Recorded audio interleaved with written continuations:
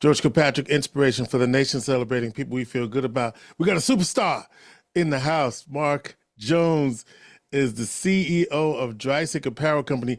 I remember when he first started Dreissig Apparel Company. It was a dream, and he was doing a little bit of this, a little bit of that. And he says, this is what I'm doing to fund my dream. And here we are. So, Marc, good to see you, brother, always. So tell me about the evolution of Dreissig and what Dreissig actually does. And by the way, you do that, and then I got something else for you. Okay. Well, GK, one, I got to say thank you so much for having me on your podcast. I know this means a lot to me. And I know every time I come on, we're able to go back and forth and have a great dialogue. So, but I've been blessed. I truly been blessed. When I first started the company, I didn't know where we were going to be. And then now I sit here in front of you, sitting in kind of like my CEO chair at my desk, and it's 26 years later. Isn't that Cannot something? believe it's been 26 years. And George, like you said, you knew it from when I first started, right? I started from nothing. I started from just making T-shirts, going to my alma mater, CBA, and be like, "Oh, can I get some T-shirts? Can I do some T-shirts for you?" And then I just turned it into, I evolved the company and basically uh, evolved the company to move it forward. And then now we have different divisions. And it's truly been a blessing for me to go ahead and be able to take in everything that I've learned from other sectors, other business, put it into my Dreissig, and go ahead and formulate this company that I know is going to have another 25 to 36 to 80 years later, I hope. So, but it's been good. Something to build on, a legacy to build on. Of course, Dreissig is German for 30, which is the number you wore when you played in Germany overseas, and you are a Tennessee volunteer. Let me get all of the things in that we need to get in. Yeah, but diehard Tennessee volunteer. I bleed orange and white, George. But I'm gonna tell you, I've been down a little bit, the last couple of days, because we got put out of the Elite Eight, with the Okay. basketball team on Sunday. So I wasn't a happy camper on Sunday, but Yeah, you bleed the future is you bright. bleed that blue and white. I'm trying to look for something here, Marc, because I wanted to, something just flashed across my timeline this Yeah. week, and I wanted to make sure that I caught this. But let me just congratulate you, my brother, Okay. receiving the Minority Company of the Year for Central New York at the City of Rochester's MWBE Conference Awards. What? Talk to me, Yeah. brother. You got that? That's great. This is great. Talk to me about that. Yes, thank you. So, George, I'm literally just getting back from Rochester a couple of hours ago so that I can be on your podcast and kind of hopefully talk about this as well. I got the award last night. I'm so humbled. I'm so honored. It was a great ceremony. The city of Rochester puts it on great, brother. I'm gonna tell you that. So this was like done very, very well. But I'm very, very honored because I've won other awards. I've won the NAACP award, Muhammad Ali Business Award. I won that one year. I've won Minority Company of the Year awards before here as well. But this award signifies all of Central New York, right? And so I am very, very humbled. It tells me that I'm doing the right stuff and then I'm going in the right direction. And then that's what my vision is, man. George, when I accepted we were able to talk a couple of minutes after, we were introduced and accepted the award. And this is kind of like what it goes back to me. I was like, people have been doubting me my whole life. Oh, Marc, when I got into Dreissig, what? How are you going to compete against the Nikes and the Adidases and of the world? And I'm like, you know what? It's not that. I'm competing against myself. That is what I do. I compete against myself because I'm my biggest one that I have to prove that I can do this, right? And so that is what keeps on going. And that is kind of what inspires me to keep on going and keep on driving through. And all the doubters out there, man, listen, and I know who they are. But now they're on the bandwagon, and I'm okay with that because that just shows that I proved you wrong. And I said at my acceptance speech last night in Rochester, I said I'm still proving doubters wrong because people are always going to doubt me because I am always shooting for the stars, and then that's difficult. People can't get there. People aren't built like me, GK. People aren't built like me, and that's why I'm different. Mm. When you say people aren't built like me, what do you mean by that? Yeah. Because there's a lot in that statement, and it's I what I'm hearing you say is confidence. I'm gonna do it even if I'm the only one that's doing it. Like I'm going to prove myself. So what do you mean? No, they're not built like me. They're not built like me. One is the confidence level. Two is going through everything that I've had to go through to get here. Starting a company from square one, brick one, and laying a foundation for it to where we are today, where now we're not just doing apparel, we're into other industries as well now. So that's what I mean by people aren't built like me. I was built to survive. I was built to overcome obstacles. Overcoming obstacles is key for me. And I try to tell all entrepreneurs that I talk to all the time, I said, you know what? If longevity in this business is key, but in order to get to that longevity aspect of it, you have to overcome obstacles. And then that's what the difference is. That's why I'm built different Yeah, I because a said, lot of other people yeah. they have one obstacle, 10 obstacles, 20, 50 obstacles come across their path, and then that's why they quit because they just can't keep on taking on those obstacles and overcoming them and moving forward. And then that's the difference of why I'm still here, GK, because I know how to go ahead and get through those obstacles, maneuver through those obstacles, figure out a solution, figure out a plan, a strategic plan on how to get through them and move forward. I'm just built different. That confidence level of me and what I had on the football field, I have that same confidence level in business. And people don't understand that. Football wasn't easy, but again, had to prove to the doubters in football as well that I could go ahead and I can do it. So that's It's what I mean by built different. Marc Jones, CEO of Dreissig Company. I said Dreissig Apparel, but you made it clear that you're now more than just apparel. And what I'm hearing you say is that you took the lessons from football and you're applying them to life. Because a lot of people say football is a lot like life, right? You got Yeah. to go against, and there's somebody trying to stop you at all times. Or, Yes. I think, did you play defense? Did you play Oh, I was a running back. running back? So running back. So you're a running back. So somebody was always trying to stop you. Yes, always. And that's the goal, right? And then and it's funny too, because right now when I was playing football, George, my thing was as a running back, that was the ultimate for me is to score touchdowns, right? So now translating my whole athletic career and my football career into Dreissig into business, guess what my touchdowns are now, right? My touchdowns, Sales. yes, my touchdowns right now are landing those big clients, landing those corporate accounts and customers, and then that's my touchdown now. That's what I get that high off of. Okay, I'm doing this thing right. I'm landing this thing right, and then that's what the touchdowns are now is me closing deals with not just huge international companies that I have, but also local small businesses as well, because I was one of those back in the day, and I still consider myself a small business. When you said to me it's been 26 years, I almost jumped out of my seat. Because again, I remember when you were thinking about Yes. it. Yes. and Yes. you And 26 years is a long time. And if I go back on it now and just look back, one of the things, again, me trying to give back as an entrepreneur, me trying to give back as a business person, 26 years is a long time. And what I do is when I can go ahead and I can try to give some of these young entrepreneurs advice, I try to say, okay, I'm going to give you the advice of the thought process of 26 years of experience so that I can give it to you within your first year or second year of experience so that you don't make the same mistakes that I made, right? And I explained to them, George, the mistakes that you are going to make is going to lose you money.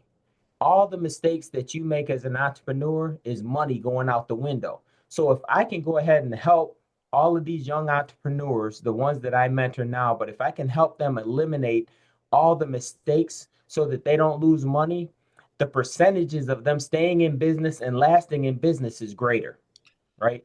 So what are the mistakes? What are some of the mistakes that you had to overcome and you didn't know that you were going to overcome them, but you actually did? Yeah, so I think one of the mistakes I think is just more so not really truly having a process in place, right? Not having a strategic plan. I had my business plan when I first started the company. But a part of that business plan and a part of the promotionals and brand awareness in that, and this is what's key for me and where a lot of mistakes happen. A lot of people come to new entrepreneurs and say, okay, well, you got to brand your company. And the best way to do that is to sponsor this event, sponsor that event. It's going to be 5,000 people at this event over the weekend. It's going to be great exposure for your business. The one thing that I try to tell young entrepreneurs is you can only do that when you are financially stable to do that.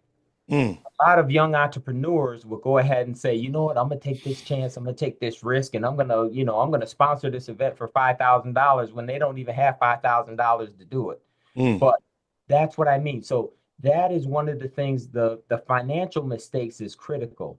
And what happens is I tell people all the time, sponsoring events and sponsoring and donating when you don't have a strict budget will put you out of business. Hmm. Now, that's even for me, George, right? You know me personally. I always want to help out as much as possible. My foundation, right? We've given out almost The $250,000. Willow Street Foundation. Yes, the Willow Street Foundation.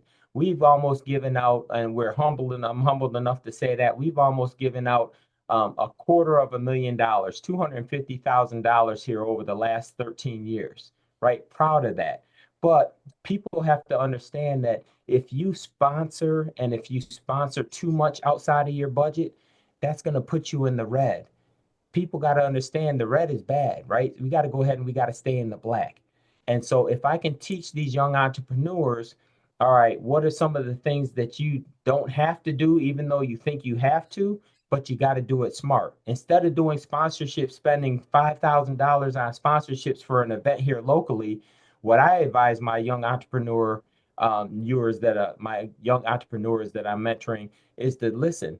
Facebook ads and stuff like that will help you out even more. And then you'll have more of a span out there in the community as well to build your awareness. Because the Facebook ads, you can go ahead and you say, all right, well, I want to put these ads in Central New York.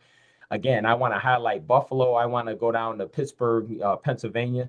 So with the Facebook ads, you can go ahead and kind of develop your own territories of where you want to hit and start marketing to, right? And those ads only cost you can give $50, $100, and then you can get a lot of promo out there with sponsored ads on Facebook. So that is something that I'm trying to teach the young entrepreneurs now. But with me being old school and with me having the teachings and the learnings of trying to have the financial fiscal responsibility of a good business, that's what I'm trying to go ahead and I'm doing now, right? And then that's why I'm succeeding because I'm listening to the right folks that are telling me the right thing. And I'm just not saying, nope, I don't care what you say. I'm still gonna take Well, that $10,000 and sponsor that event. well, and don't forget about Inspiration for the Nation. I know y'all are talking about Facebook, but Inspiration for the Nation is here too, and it's an important part of Yes. the community, and also getting the word out. And I want to, I'm hearing you say one of the things I'm not hearing you talk about, which I know is really equally critical, and you just haven't gotten there yet, is relationships. Relationships matter. And Yeah. you, I know, have over the years, you've gone to conferences where if you're in a room, I'm seeing you talking to people, I'm seeing you exchange cards and then following up Yeah. when you exchange cards. So talk about the importance of relationship building and sustainability. Yes. So relationship building is key. And I'm going to tell you, I am where I am today where because of the relationships that I built and then also the networking that I've done. Again, just getting back from Rochester, I got the award last night at the award ceremony. I stayed today in Rochester so that I can network and build relationships with companies and organizations in Rochester. And then that's what I did.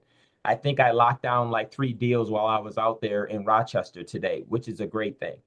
So, but the key about this conference and building relationships, they have to, one is relationships. And what I get over the last 26 years is you want to build a relationship that is going to be a win-win for both parties in the relationship, right? It's not going to be lopsided. So you got to have a win-win relationship. The other thing about the relationship is me and thinking in my thought process about my customer and then my customer's thought process about Dreissig as a whole is that I got to have confidence in my customer, and then my customer definitely has to have confidence in me that I'm going to be able to get the job done, that I'm going to provide them a great service, that I'm going to provide them a great product, that I'm going to be there for them if something does happen so that they know that I'm not leaving them in the lurch. So it's got to be a win-win situation. And then the customer has to have confidence in Dreissig that we're going to get the job done. And then that's what happens with me, because with my staff doing the day-to-day stuff, what happens is they go ahead and my those customers and the upper leadership for those organizations and companies that I'm working with, if anything goes awry, they know that they can reach out to me personally, GK. And then that's incredible. And what example of this, and I don't tell too many people this, but I'm going to say it on the show here now. I know that I personally have won 5 or 6 major accounts because of this. And this is networking and building relationships. I would invite a customer to come in, meet with me, and basically, after I finish the meeting, I'm waiting for that call to say, all right, was I able to close the deal or not? 5 or 6 customers over the last, and probably last 10 years or so, they said, Mark, we're going with Dreissig. And I said, thank you. I appreciate the opportunity. Why are you going with Dreissig? And they basically told me, Mark, you know why? Because you walked me out of your building and walked me to my car. Mm. That is the prime example of building relationships. I do that on purpose because one is I want those customers to know that I care. And I care enough to walk them all the way to their car, not just to my front door, right? I go ahead and take them all the way out to their car so that they know that. And now they've come back and they've told me that basically that is the reason why I was able to win the account. That is huge. And I didn't realize that until Something that simple. something that simple, George. And I wasn't thinking about it, but that's just me building relationships and wanting to take care of my customers. And this is before I even knew I had the account. But they said, Mark, this is why I went with you, because you added that personal touch of just walking me out to my car, not just to the door saying, okay, you're at the front door, bye bye. You walked me to my car. That's a key example. That's a win-win right there, right? You can't beat that. Marc Jones, CEO of Dreissig Company. So, Mark, I know that family is also when you talked about the family. You're a dad. You're married. Yeah, Um, your lovely wife Carol and the yeah, children, yeah, and I know that that's a foundation. But being an entrepreneur can be tough yeah. for family in terms of time with them versus time on the job. How did you balance that? So it's a tough balancing act, and I know you're doing the same thing, George. And I know we're probably in the same boat. But at some point, my family is always going to come first, and I know, and I've come up with a plan that works for me and my family. That when I go ahead and get into family time, I get into family time, and no one interrupts that at all. And I tell a lot of people that where I probably miss some opportunities because of family time, but I don't regret those opportunities because it's family time, because nothing will ever come before my family. And what I think though is this, if you have, and George, you know this, behind all good men is a great woman. and my wife Carol, and I thanked her, on the social media post, obviously, and last night about just being there for me and the kids, because it is very, very hard being an entrepreneur and a business person this day and age, because there's no set 9 to 5, right? It's not nine to Right. five, right? So, and that's what you got to kind of balance. And with my kids in school, my son is in college, my daughter is in school but playing sports, and trying to maintain that schedule. When I say I'm cutting everything out because my daughter has a soccer game or my daughter has soccer practice and I got to get it, there's no ifs, ands, or buts about it. So that's when I go ahead and I say, you know what, family first, you're going to have to deal with it. Hopefully we can kind of figure something else out, but family is always first, and I never deny that. I want to tap into that a little bit because you were hybrid for a little while, right? Yeah, Because you yeah, had another job while yeah, you're trying to build it. So yeah. especially during that time, how did you do it? Yeah, so I look back at that time now, George. You I'm don't even like, know how you did it. I don't even know how I did it either. So, but that time was needed because when I was hybrid, I was in a major industrial industry in America, which is pharmaceuticals. And and I was successful in that field. And the reason why I was successful in that field is because I kept both my entrepreneurial spirit separate compared to my corporate pharmaceutical job separate. And Yeah. that is Let's the be only clear, reason why folks. that. Corporate pharmaceutical, not pharmaceutical from around the way. I just want Yeah, yeah. That's corporate pharmaceutical, GK. Okay, That's not why from I around wanted the to stress way. that Okay, too. just want to make that clear. Yeah. But I kept those separate, and that's why I was able to make that work. I kept them separate. Now, that's what I'm saying also with my family and the needs of my family, right? When it's family time, it's family time. That's the bottom line, right? Mm, I leave my office every single day at 3 o'clock, right? I go and I pick up my daughter from CBA, and I'm there at 3:15. mm. And from 3 o'clock, that's just a part of what I do in my routine. And I'm not doing anything Dreissig during that time. Leave my office at 3, pick up my daughter, drop her off at the house, and then I go back to the office at 4 o'clock. That 1 hour, just as an example, that's family time. And thank goodness I have that time because my daughter Olivia is 15, and that is my alone time every day with her. I need Mm. that because trying to talk to a 15-year-old teenager these days is tough. So at least I got her in the car and I can talk to her about her day and ask her about her homework and make sure everything is good there. But that's a prime example. That hour between 3 and 4, that's family time with me and my daughter. Nothing separates that at all. And I love that aspect of it. Speaking of family, what is the influence of your mom and dad on who Marc Jones is?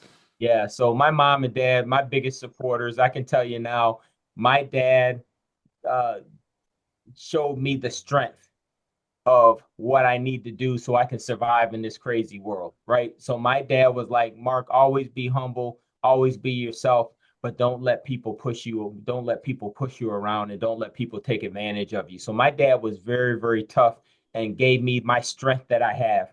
And when I play football and I look like I look like a former football player still, thank goodness. But that's where it's not strength of how strong you are, but this is the key. It's not strength of how strong you are, it's strength of mind. And I think that's what my dad was trying to tell me and explain to me earlier It's on in life mental. when I was younger. It's Mental. mental. That's what people don't understand as well. Not just in sports, but also in business. You have to have that mental toughness. And that's what my father showed me, that mental toughness. I strictly, truly get that from him. I do. Along with my great grand aunt, Harriet Tubman. She Talk is to my me. hero. Yep, she is my hero. She is my heroine. But she and everything that she endured, everything that she had to overcome, all of those obstacles, I really truly think that's why I can overcome the obstacles that I do, right? Like I Yeah. was talking about that earlier, the obstacles that are always going to be in your way and in your journey, right? How many obstacles did she have? Her obstacles that she had to overcome were 1,000, 2,000 times more serious than the obstacles that I had to overcome. But that is my key to success, George. Yeah. I know how to overcome obstacles and develop a plan and a process to get through those obstacles and keep moving forward. I learned how to pivot, right? And pivoting is the key for me. One of the key words that I use all the time. I can pivot and figure out, okay, this is ending.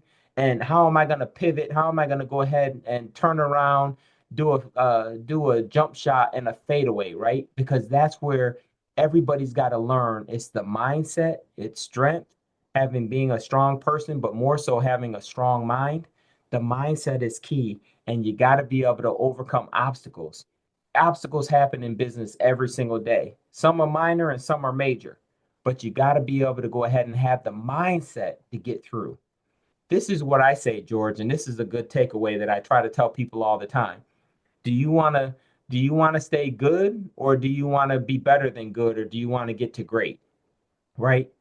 The difference between good and great, and I say this because of me being a former football player on every level of football, high school, college, and professional, right?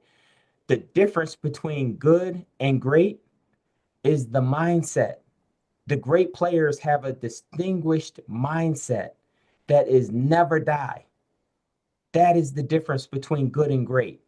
You got to have that mindset and then that will to overcome all the negatives that are in your mind that are trying to hold you back, all the fears that are in your mind and in your head that are trying to hold you back from getting to that next level, right? Prime example, good to great.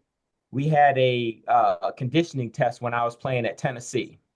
The conditioning test was we had to do 16 110-yard sprints, and the running backs had to do them in 15 seconds with like a 32-second rest in between. That's tough. Try it. You won't like Well, I won't be it. trying it, but yeah. Yeah. So, and this is the deal. So we had to do 16. So in order to get ready for those 16, I didn't do 16 of those in the summertime, right? To get Mm, ready, right? Because I'm going back down to in the heat in Tennessee as well, right? When I'm running up here in Syracuse. So I did 25 of them, mm, right? So I did 25 of them. The 25 didn't make me good, right? The 25 made me great because I didn't stop at 16. I did the extra nine. That extra nine sprints, that is what takes you from good to great. When you're mm. doing the extras is what's going to make you great. The extra time you're going to put into it. The extra time you're going to study plays to get ready on the football field. But more importantly in business, that extra time when you're going to sit down and you're really going to evaluate your financials and be serious with yourself and say, "Oh, am I trending in the right way or am I going backwards?" And nip it in the bud, and how do I strategically do that so I can go ahead and I can change it around. So you got to be serious and tough with yourself as well when you're an entrepreneur, George. And a lot of entrepreneurs say, "Yes, I'm doing it," but they're really not doing it. So, and again, I say, yes, you want to go ahead and you don't want everybody knowing your business. So maybe on the outside, oh, yes, I'm doing good. But Right. if that's not the case, you should be behind the scenes with your core group of people in your team trying to figure out how can we go ahead and change this around so that we don't keep going negatively, so we can change the course and direction of where we're going to, so we can start moving back up and getting back in the black. So let's pick that up. Two things. One, direction. You have to have a vision. Yes. And I'm sure that as you thought about what you wanted to do, did you when I did you imagine that this is where you would be, or did you grow to it as you got there? No, I always imagine where I am today. I always imagine that's where I was going to be. Okay. Hmm. So I envision that because my vision is worldly, right? So now the problem with that I have now is my vision is worldly and I'm not worldly yet, right? But you got to take it in stages. And so Hmm. what I ended up doing was, so I'm in this phase of where I've conquered what I've done in Syracuse, New York, and kind of the Northeast. Now Dreissig is scattered across the country, right? So we still say that we're a national company because we just shipped off to Florida, Tennessee, North Carolina. We just did the city of Charlotte. We just did a big apparel order for the city of Charlotte. We're working on bids right now for the state of North Carolina as well. We just shipped off to Texas. We have stuff happening in Las Vegas right now as well.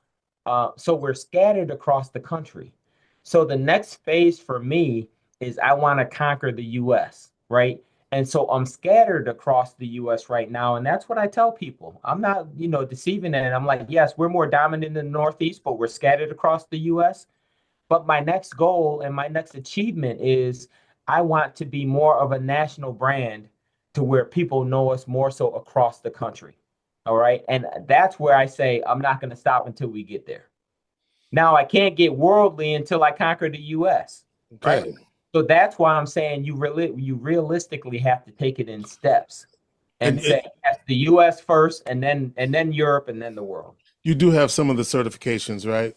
Yeah, so I am certified in as a MBE, a minority business enterprise in the state of New York, the state of North Carolina, and then the state of Tennessee. So we have state and government accounts, and now that's where Dreissig Company comes in. I started off as Dreissig Apparel. Now it's also Dreissig Company because now we're doing state and government accounts. Now we're doing other stuff besides apparel and textiles. And Like the what? state and government accounts basically led me down this path where we got into that phase because of apparel and textiles. But now a lot of people don't realize that Dreissig is a major distributor for paper products for the food industry. Hmm. Would not even know that at all. Dreissig is a major supplier of janitorial and cleaning supplies. People would not know. How'd you get into that? Yep. So because of opportunities, right? So opportunities that I built a relationship with agencies and state and government agencies on my apparel side of the business. And then they ended up saying, oh, well, what else can you present us? Because we need to meet those utilization numbers. And so I had contacts in those industries, great contacts. And they said, Mark, if you ever have a need for paper products for the food industry, let me know. And I'm thinking when I was approached with that opportunity, I'm like, well, I do apparel. I'm not even thinking about paper products for the food industry. Right. 4 years later, George, after I meet this person for the paper products for the food industry, I'm like, okay, I'll let you know when. I'm thinking that's never going to happen, right? Four Right. years, 4 years later, I get on a food services contract for Compass Morrison, a huge international company, Compass Morrison, and then they are on the contract for the food services contract for SUNY Upstate Hospital. They contact me and say, Mark, we would love to have you do our apparel for the cafeterias and stuff, right? So that's what I started doing. Then there was a need where they're like, okay, we need more. Mark, what else can you do? And then I'm thinking, all right, well, let me think about it for a day and then I can call you back. And then instantly, the person that talked to me about the paper products for the food industry, I was like, oh my God, he talked to me about paper products, and that's what they need at Upstate Hospital in the cafeteria. So I called him. He was in the next day. I closed that deal. I called Compass Morrison the day after and said, listen, I think I got an opportunity for you for a need that I'm sure you need, but let's talk about it. Told them the paper products. They were like, oh my God, Mark, that's genius. We can go ahead and we can buy all of our paper products from you for the food industry, for the cafeterias. And then that's how that worked out, George. And another entity as part of your business is? Yes, it's fan hands. Yes, absolutely. So fan hands. I was So clapping. yeah. So How's let me that say, going? yeah. So fan hands is going good. We're trying to rebuild that and go ahead and and kickstart that back again. It started back probably about a year and a half ago after COVID, and then now we got good momentum now. But that died out as well during COVID because on People the weren't private going sector, anywhere.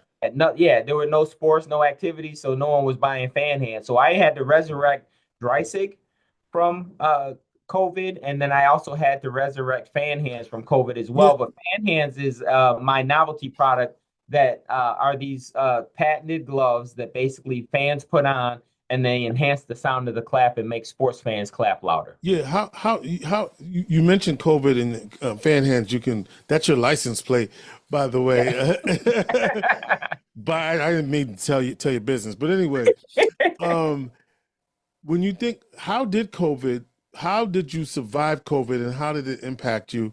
What were the adjustments you had to make? Yeah, so basically my main thing of COVID was, and the major word for me is pivot, right? And I Hmm. think if you weren't able to pivot during COVID, you're not probably not in business today, right? So basically I pivoted, and what happened right from when COVID went and Governor Cuomo shut down the state, I instantly lost 65% of my business overnight. Mm. 65%, George. And and that was all the private sector business. That was the high schools, the organizations, the corporate companies, private companies, restaurants, all of that stuff that I dealt with, they were all gone overnight. 65% of my business was gone overnight. Hmm. At 35% of my business was my Dreissig company division, my state and government division. Thank goodness the state and government division kept going, but 35%, I wasn't able to maintain and be able to pay my bills with the 35% that I was making from the state and government business. So what I pivoted was, and normally during that time, my hospital accounts, I wasn't doing a lot of PPE supplies, right? But I was doing some. And so I ended up pivoting and doing PPE supplies big time during COVID. And what I did was I found out that was the greatest need, obviously, during COVID. And I went full tilt in that. So I basically went from my state and government division during COVID when I was dead, 35%. I drove that business up to 55%. And 55% was I was able to maintain 55% of that business and my state and government business, pick it up from 35 to 55 and maintain that during COVID. And then that was my pivot. I went ahead and concentrated on the state and government division and PPE supplies and selling PPE supplies to state and government agencies. But for that intense 2 year period, 2.5 year period of COVID. And then that's why I was able to do. And during that phase, at the outcome of that, and again, being humbled and honored by the award that I just got last night. But I got 3 awards right after COVID because of my pivot. And look at that. Well, And I'm shoot. humbled and honored by it because it told me that, yes, I survived, but I was able to go ahead and do something right and make the right decision so that I can make it through it. I'm talking to Marc Jones, CEO of Dreissig Companies. Listen, Mark, discipline, the D word, Yeah. and the critical importance of that, and what did you do to maintain discipline in all facets? Yeah, so I think one of the assets for me is discipline, but I learned that through sports. Hmm. That's where, again, I'm built different, right? To the level of where I got through football, you got to be disciplined. You have to have that strong mindset. You have to obviously be physically fit and physically able to go ahead and battle on the football field. But discipline is also a part of that mindset. But discipline for me is basically staying focused, right? People, and even to this day, people would say, "Oh, Mark, I got a great idea. Let's do this together. Let's do that together." And I'm like, "No, I'm staying focused on Dreissig right now because I didn't reach that national level yet." That's what I'm saying. I'm not going to let anything deter me from getting to that national level until I get there, right? And then I'll set that new goal. But me being disciplined is telling people when I think it's a great idea, but still telling people, no, I'm not venturing off of what I'm dealing with right now. I'm going to go ahead and I'm going to keep on staying focused and I'm going to have that discipline in order to tell you that I'm staying focused on what I'm doing. So discipline is a key because a lot of people get distracted easy. You have to have that discipline. You have to have your regimen set, your strategic plan in place. And your strategic plan doesn't have to be on paper. Your business plan doesn't have to be on paper, but you have to know either in your mind or bullet points or something of what you want to do. And you have to look at those all the time, right? Mm. To make sure that to make sure you're going in the right direction. Because if you're not going in the right direction, that's when you have to kind of refocus and regroup. And let's see if we can go ahead and go on a different avenue and a different path, right? Everybody wants to be successful. right? But some people, they know that things aren't right, but they keep on doing the same thing over and over and over again. Yeah. Yeah. If you're if you're not, successful in one area, but you keep on doing the same thing, it's like you're spinning your wheels and you're not going anywhere. It's like you're on a treadmill, but instead, you're running three on a treadmill, and and you're still doing the same thing, and you say, okay, well, I'm gonna speed it up, and then I'm gonna put it on 7 or 8, but you're still you're still running in the same place. You know, do you have, I just want to remind folks, and they might have missed it earlier when you said your great, how many greats? 3 grades. Great Aunt Harriet is how Yes. you, right? Yes. That's Harriet Tubman for y'all that didn't know. And your mom and your daughter, your sister, actually wrote a book about that called Beyond the Underground, I believe is the name Yes, of it. Beyond the Yes, Underground. Beyond Yes, the and we Underground. self-published that as a family, and that's been great and a dream. And unfortunately, we lost my mom 2 Junes ago, but she's still obviously watching over me, my mom and my dad. And but my sisters take the realm now, or the helm now of Aunt Harriet and the family business, and so we're doing that. We're doing it all the time. So we just that's a mainstay and a legacy that is instilled in me that it's always going to be able to go ahead and be a part of me. So, and hear it. You talk about that and what that legacy means for you. Do you have a daily affirmation that keeps you going, or some motivational tool that keeps you when Mark, because Mark gets down, and don't get it twisted, right? Because because if you are in, there's times when you get down, what do you do to pick yourself up? So, George, that's a great question, because everybody sees me on this high now of, again, getting, Minority Company of the Year award in Central New York and all that. But there are down times and there's lows, right? But this is one thing that has been steadfast for me for a very, very long time.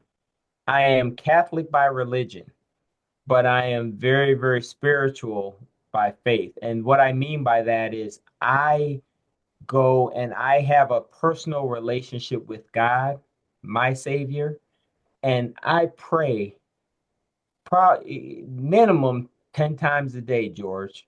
Mm. And that is praying to God for help during those low times, and to help me and bless me with that strength and that courage. I ask God, that was one of my prayers every day. I ask God to bless me with the strength and the courage to get through every single day, George. Every single morning I get on my knees and I pray. Then I pray during the day. So that's just my spiritual being. That is why I get through the low moments and the bad times and the hard times, right? I don't really have bad times, I don't think, but hard times and difficult times where crisis happens. And me being the CEO of the company, everything is good when it's good. But when I got to put out fires, that's when I know I need to man the ship, and I'm the captain of the ship, and we got to make it happen. Yeah. So my spiritual being, George, is what gets me through those low times. And I'm gonna tell you, I pray definitely the very first thing as soon as I wake up in the morning, and during the day, I pray. I'll close my office door at times Mm. during the day, and sometimes my staff thinks that I'm on the phone or a conference call. Now, sometimes I'm on that too, doing that too, but they don't know. But sometimes I close the door literally so that I can go ahead and I can get on my knees and have a moment to myself and just have my personal relationship with the Lord. Praise God. DreissigCompany.com. Marc Jones, you'll be at the Financial Empowerment Conference next week.